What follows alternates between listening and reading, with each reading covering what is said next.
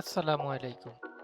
আজকে আপনাদেরকে দেখাবো কিভাবে উইন্ডোজ অপারেটিং সিস্টেম ব্যবহার করে মাইক্রোসফট স্টোর থেকে বিভিন্ন সফটওয়্যার ফ্রিতে নামিয়ে সেটা ব্যবহার করতে পারেন। এই জন্য আপনাদের আলাদা কোনো সাইটে যাওয়ার কোনো প্রয়োজন নেই।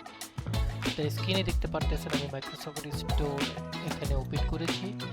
জাস্ট আপনি শুধু সফটওয়্যারটি লিখবেন। আমি যদি লিখি এখানে ওয়ার্ড,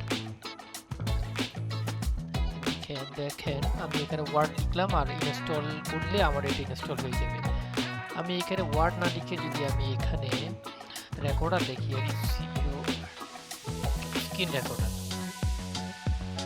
স্ক্রিন রেকর্ড হয়ে যাবে।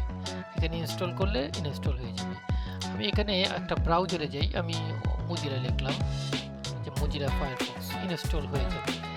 যদি ক্লিক করি এটা দেখবেন এখানে গেট ইন দিলে ইনস্টল হয়ে যাবে।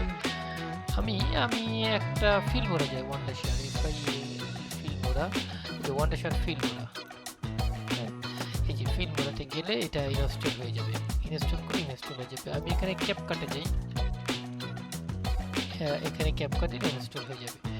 সুতরাং আপনি চাইলে মাইক্রোসফট স্টোর ব্যবহার করে যে কোনো সফটওয়্যার আপনি ইউজ করতে পারবেন। কিছু কিছু ক্ষেত্রে পেইড আছে, তবে অধিকাংশই ফ্রিতে। ভিডিওটি ভালো লাগলে শেয়ার দিবেন, লাইক দিবেন। ধন্যবাদ।